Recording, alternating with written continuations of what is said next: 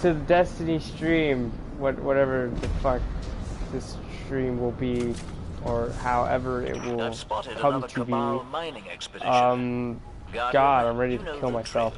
I thought I'd stream a little bit of Destiny 2 today. I've been grinding for probably 30 to an hour. Wait, actually, check. I've been okay. I've been grinding for an hour because I started this. I got the fire team thing when I started. So yeah, just 55 minutes, I guess, if you want to be technical about it. Been grinding public strikes in the EDZ, and I've been just, you know, bored, so I was like, hey, why not start a little, you know, stream? And so that's exactly what I did. And I don't know. I thought I'd give my thoughts on Destiny 2 and what of this game, what it is, and how it is, and what I feel about it. So stay tuned for that, I guess. I mean, with this game, it feels a lot more smoother than Destiny 1's original, you know, kind of pace that it went. I gotta say, grinding in this game is much more fun and bearable than it was in the previous game, where you'd only, like, if you do a patrol, you get like 10 XP for like whatever faction you were in, and it uses the new system of tokens instead of, oh, once you've gotten to, like, you know, the full XP bar of your, like, clan or whatever, then you'd be able to get, like, you know, I don't know, a box with like 7 strange points and whatever the hell else they wanted to give you, which I found better. The token system, it kind of still works the same, that once you give them enough tokens or gun parts, if you're going for the gunsmith, you'll eventually get one. They took the Cryptarchs. The Cryptarch does not have it anymore, where if you Cryptarch enough stuff, then it'll magically give you another, you know, like a box or something. They took that out, which I was kind of like, eh. I mean, it wasn't a big, like, oh no, they don't have that in the game, I can't play it. It was just like a, you know, they could have kept it in for the funsies and giggles and whatnot, but they didn't, which didn't affect me too bad. I was still, you know, in tune with this game. And, you know, with the grinding with the Fire Team Paragon, or Bright Paragon, whatever you want to call it, or whatever, you know, whatever it's called, you know, it did make it, you know, easier to, you know, grind out everything and do everything. So, my thoughts with this game, they added new systems and stuff, but, I feel like they should have kept the old way where you can, like, go and, you know, like, how do I explain? They set you on a set path. Back in Destiny 1, subclasses, they worked like, alright, if you wanted to do, like, mismatch this kind of stuff going on, then you could do that. But in this game, you get 4 perks, and they have to be those 4 perks. And I guess I can explain it in, like, a better, like, okay, going to this, alright? These 4 perks have to be selected. Like, I don't want Cataclysm. I wanted, you know, Vortex, but I don't want, you know, Feed the Void. I want Chaos Accelerant, which makes it to where I supercharge my grenade instead of just healing myself with my grenade. You know, like, you can't mix match those, so, like, I have to have, you know, Cataclysm and not Vortex, because, you know, Cataclysm has, you know, the grenade ability, which I was kind of like, you know, that does suck, but that's one of the minor things. It's not like Cataclysm is a bad thing, it just works a lot better if you have a whole bunch of people around, which, you know, fighting a single boss isn't always going to happen. They take, like, the Exodus Crash strike. You know, you're fighting one boss. I mean, there might be other enemies around, but, you know, you're not always going to have that. Take, what should I say? There's a Vex Strike where he splits into 3, like, arenas. You know, take that one, for example. That one is, you know, one that, you know, doesn't really have a lot of enemies around until, like, the very end. Towards the middle, you're not gonna have any enemies, and towards the start, all you're gonna have is, like, harpies, and, you know, that's really it.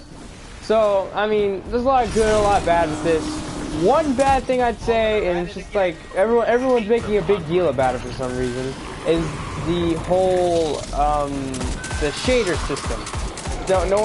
Everyone's like, oh my god, I can't play this game because of the shader system. Like, shaders, they're not even that good. I mean, well, like, okay, if you want to dye a color and you look really cool, I guess, you know, they'd be the best thing for you. And I guess if you're an artist or whatever, oh man, get on top of that. But to me, shaders, they don't play an important role in the game besides, you know, hey, you look cool, and hey, other people see you, they're gonna be like, oh man, what's that shader? So, I mean, I was always like, I don't really care about shaders all that much because they were never really important to me. But do I like what they did with them now? Yeah, you can mix match all your colors and junky jazz, but that's really about it. Back in Destiny 1, all they did was make it to where you can only be one specific color, or like, well, it's kind of like a mix match where your whole armor had to be that color. It couldn't just be, you know, selected things. Everything about you had to be one different thing. So I guess that's one of the quirks or whatever. Everyone's complaining about it and blah blah blah, but I really don't care about it. One thing I do kind of care about is they kind of made it a little bit of pay to win in the terms of like you can get mods and stuff that would, you know, accelerate you in such a way, but that one, it wasn't really pay to win. I mean, it's not detrimental to the game to where like, oh, it's literally like if you don't pay, you know, then you got nothing to live for. It was really just like, you know, you can boost yourself like, what, 5 is what it was?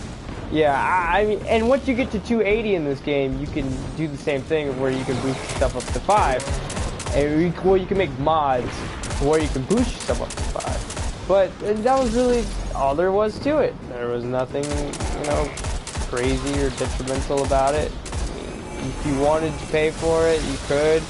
Now, one little, you know, like minor thing about this game is that they don't give you a sparrow. If you don't know what a sparrow is, it's like the vehicle in the game. They don't give you that. They don't give you at the start of the game. You get one at the end of the game, or you can get lucky with a bright engram and get one in between the game. And I kind of find that stupid. I don't know why they can't just give you one. But, you know, again, it's a minor quirk. It's not, you know, again, detrimental to the game. And I really like this game, and I haven't seen anyone make, you know, I haven't seen anyone else's review on it, and I don't want to see anyone else's review on it because I like the game, and, you know, I'm going to play it no matter what anyone tells me. So, I mean, if you like grinding and you have time on your hands, I suggest you buy it if you want, but I'm guessing, you know, anything about it, you know, like, I guess, like, all the Destiny 1's, like, bad things, you know, accelerate, like, the good stuff. This game isn't horrible, it's awesome. Now, what really throws people off about this game, and including me, of why I didn't want to buy it, was the 30 frames per second kind of thing going on. I do not like the 30 frames per second, and in certain, like, strikes and certain stuff like that, you can really see how bad it can get. And how worse, like, it will be horrible frame rate at times.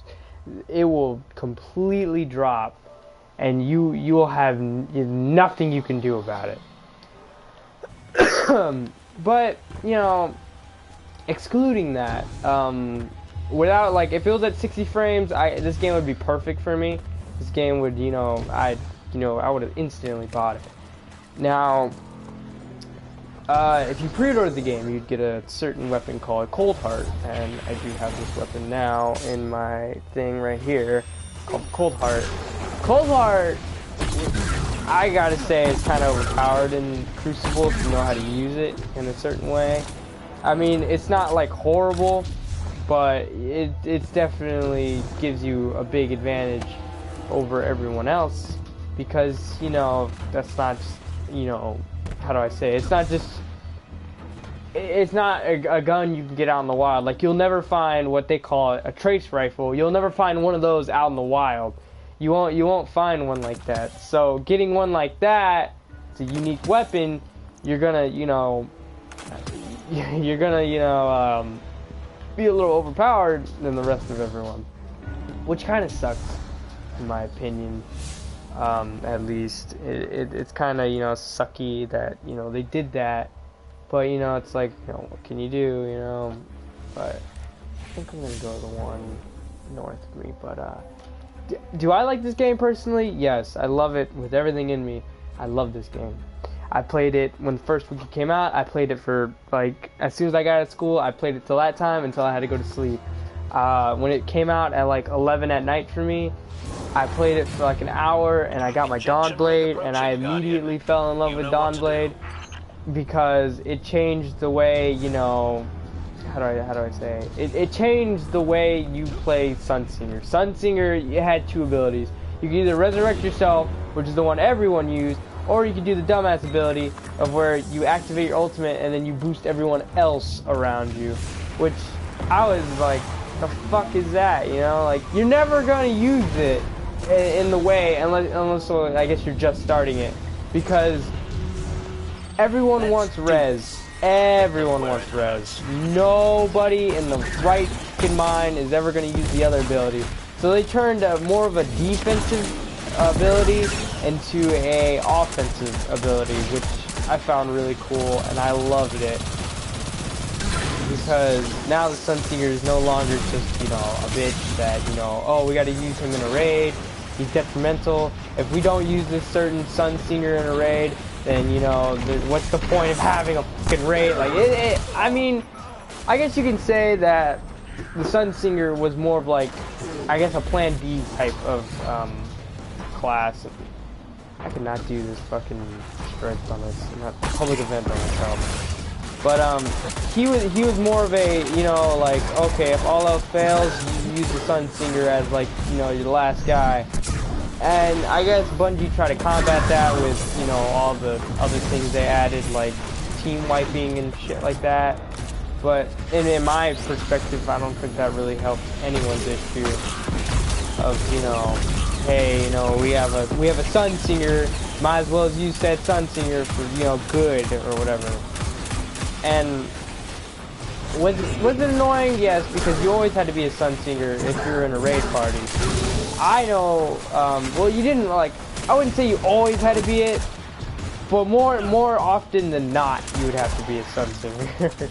If you wanted your team to do well and you wanted them to do this and that, you'd want a Sunsinger on your, you know, batch of people playing the thing. And I have not yet played the raid, the Leviathan raid. I've been wanting to, and what I want to do is get I wanted to get to 300 and then, you know, start the Leviathan raid as soon as I could. So I might do that. I might make a video on the Leviathan raid if I get the chance. Hopefully I will pretty soon here. But I'm seeing, you know, what's gonna happen. Leviathan raid looks awesome, and I would totally want to play it if I ever get the chance. God damn me if I'm ever gonna get this fucking heroic on this goddamn thing. But I like this game. I really do. I have not watched a review of anyone else making this game because I don't want to. Simple as that. I think, oh, because like in my personal opinion, the reviews will change the perspective on how you see a game. You'll always be like, I don't know if I want to buy this game, so I'll see a review about it. And I don't really like that. I've been influenced by reviewers a lot playing games. Take for instance Watch Dogs 2, a game I was gonna buy, but I was like, never mind, because I saw the reviews for it and it looked horrible. I mean, I guess you could say it's a good and a bad thing. I mean, you don't get ripped off, one, and plus, you know, it's a Ubisoft game, but you don't get ripped off, you know, good stuff I guess can come through reviews. I'm not saying they're all bad guys, but they do have an influence on people. And anything that they can say can, you know, directly change a person's perspective on a game by just, you know, sheer will itself, you know. I mean, if you hear like, oh man, all this bad about a game, and then like the last part is like, oh well, you know, it had this thing that was good with it, that's unique about the game. I mean, no game's ever gonna be perfect. This game is not perfect. And, you know, developers know it, we know it, there's never gonna be a perfect game, but there is a way you can make a game so goddamn bad that no one wants to play it. I'm looking at you, NBA 2K18, but, you know, I feel like this game is really good. Now, a couple things I hate about it is that the fact that you will always get the same amount. They made like, what, 4 armors? I'm only playing as a warlock, so I don't really know if hunters and titans are in this group, but there's only like, I'm fucking positive 5 types of armor for like a warlock, or anyone else for that instance. There's like only 4 or 5. because there's little to none variety I see in these fucking armor. And I don't know about Destiny 1. I don't know if I could be like, hey, I know like Destiny 1 didn't have this, because I got into Destiny 1 after the updates, expansions. After the Taken King, I really got into Destiny 1. I pre-ordered Destiny 1. I didn't like it when it first came out, and then I just completely stopped playing it from there. But my friends convinced me to get the Season Pass and Taken King, which is probably the dumbest decision I've ever made, because I hate that game. I hated it for a while. I grown to love it, and after I grown to love it is when the game decided to love me back. But Destiny 1 to me was good. In a way, it was good, it was great, but it did have its quirks, you know, like, I didn't really like the grinding in that game. It felt super tedious to do, and it felt like it took an hour for you to get anything in that game. And to me, that was annoying, and I didn't like it, so I stopped playing it. It was as simple as that. I did not like it. But then, you know, the updates come out, improved the game, at what little they could improve the game, and I ended up loving it. And I say, for me, the biggest thing about this game that makes it shine out for me and my friends is that the exotic quests. The exotic quests were always super duper fun, and the exotic quests, they have a lot of variety to them. They tell a lot of story, and you get rewarded with, like, you know, pretty much the best thing in the game, which is a exotic. And I find that fucking awesome, because you can really do a lot with, you know, exotic quests. You can do this and that. You can mix match shit. I mean, it tells a story. Take for instance the Chaperone, which is an exotic in Destiny 1. That story had a whole bunch to it, and you know, it was good in a lot of ways. Take for instance, it lightened the story on Amanda Holiday. It, you know, gave you a shotgun that was unique. I mean, it did all of this, you know, within the confines, and then gave you an exotic that, you know, that no one else could really get, and like a unique exotic, which, you know, I guess you'd argue that all exotics are unique, but this one fired, the thing about the Chaperone that was different about it is that it fired a slug instead of a spread shot. So that was always really cool, and it was a very good PvP weapon. I ended up not using the Chaperone as much because I liked another exotic. I think it was Thorn. It was either Thorn or it was something else. I ended up liking that one better and cheating on, you know, Chaperone, I guess. But, you know, I really liked, you know, exotic quests, such as, like, Thorn, for example. That's an exotic quest.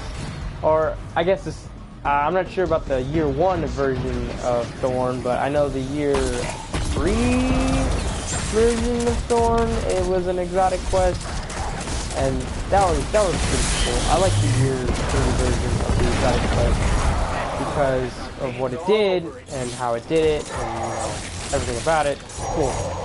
Because you had to go to Crucible. Take for instance the swords.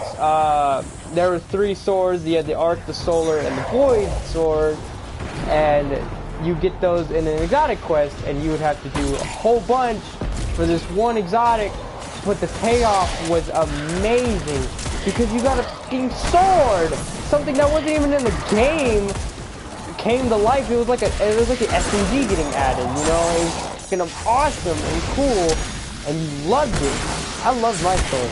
I got the Arc sword because I was using Stormtrance a lot, and so when I actually got to, you know, using it, it was awesome. I loved it. So, you know, again, the payoff for any exotic quest is like the best, and it's awesome. This game, it did good in the form of an exotic quest, because they were, for me, they were fun to do, and I loved doing them with my friends. They were, of course, they did get annoying at points, but, you know, it was annoying as in it was so hard that, like, you know, you felt good doing it. But, like, it was hard to the point where it was like, you know, it was your fault that this is hard, because, you know, your skill isn't to where we want it.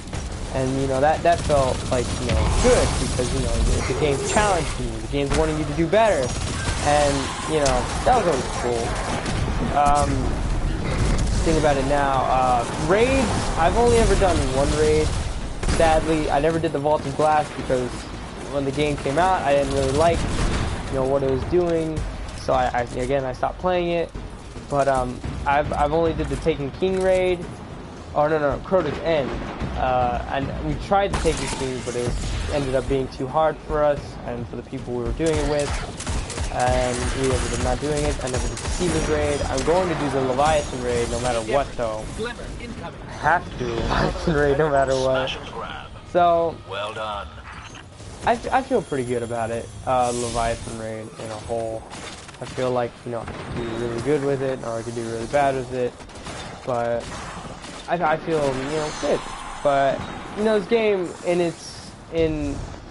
how do I say, in raids, they will challenge you a whole bunch, and if you don't have team coordination, then, you know, you're basically done.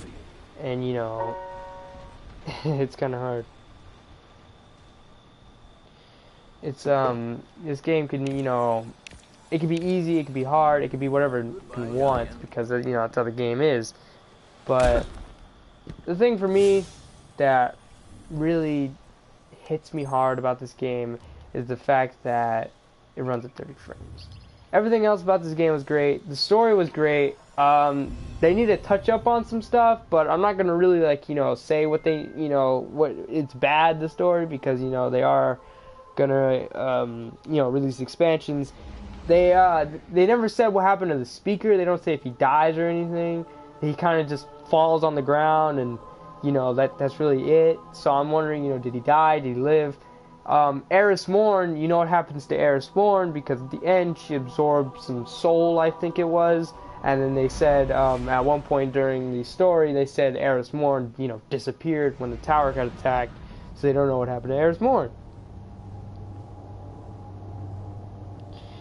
So, yeah, and, you know, it was cool getting Ikora and getting Cade. That was always cool. I wish they would have focused on those characters more. Like, they would have focused on Zavala more, you know, saying, like, you know, like, he went back on his story, like, you know, like, hey, I grew up from a kid. They focused on Cade's story a little bit in this game, his backstory. If you're doing the Cade stashes, they focus on his backstory and how he turned into an exo. You figure out that I think he has a daughter and a wife. You know, that's crazy. And they don't focus on Ikora. Apparently, they just made her like a fucking, I'm a Buddhist or some shit, because she's always like, I gotta meditate on this, or I gotta do this and that. And I don't know, I don't find that as cool as, you know, anything else. What can I do for you, Guardian? But I wish they would have, you know, went back on Zavala's story, because, you know, I don't really see Zavala all that much.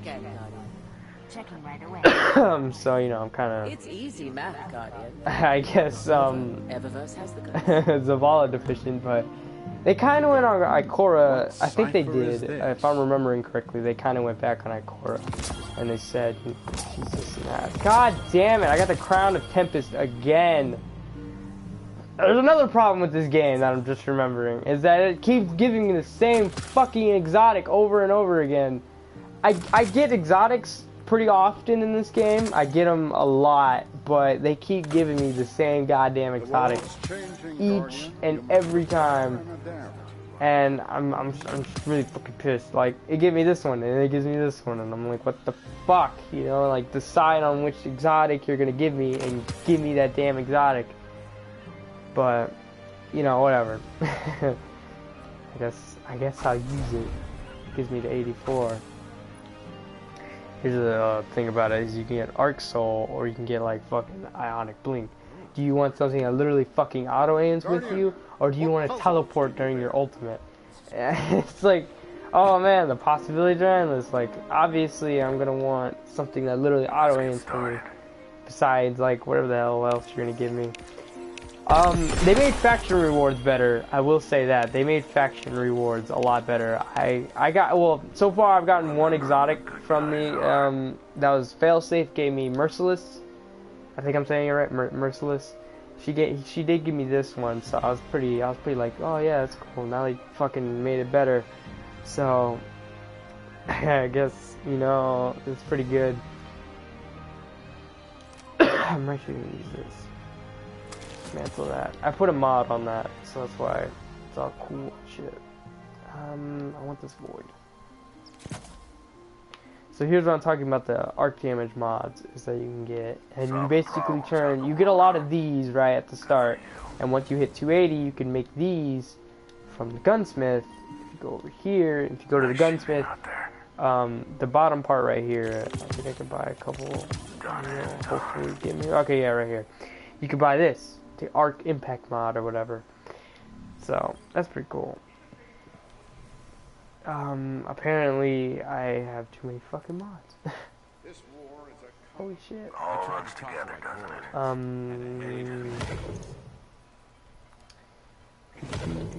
I'm just gonna dismantle this. allow me. The Guardians should be on break when you're even with the most difficult silence. All But I like this game and everything that it, you know, did. It improved on a lot of stuff. It made a lot of stuff better. For, like, you know, better. It added mods, and mods are, you know, a big portion of this game that, you know, are good. Hi there. But, you know, not a lot of people like them due to their kind of pay-to-win-ish kind of thing going on. And with that, I say, like, I'm not really too, like, oh no, it needs to be, you know, banned immediately. I'm like, you know, they can have them, just don't go too overboard with them. Because usually when games, I'm pretty sure everyone can agree with me, usually when games start adding pay-to-win aspects, people don't like that and start not playing certain pay-to-win games. So, you know, please don't. But tomorrow, things I do not like about this game is the fact that Xur wasn't here for the first week. I think he wasn't here for the first week, and they kind of added him in later. That was something I didn't like. Clans, they didn't add that in right away, which their excuse for that was, you know, hey, we want, you know, people to play the game and then develop clans. I find that kind of dumb. I don't like that all that well. It wasn't, you know, a big, you know, deal, but, you know, still. Xur came, and for some odd reason they thought to themselves, or I'm guessing he's random, but it was a bad random, as in, like, fucking, they put him in the game and they gave him the Wings of Sacred Dawn for warlocks. And if you don't know, every fucking warlock in the game has this. And I can't see too much about Hunter Titan again because I don't play those characters, so I don't know too much about them. But I think that's where I'm gonna end this video. I'm glad, you know, you listened to my thoughts and, you know, listened to what I had to say. So, you know, all and be good. Peace out.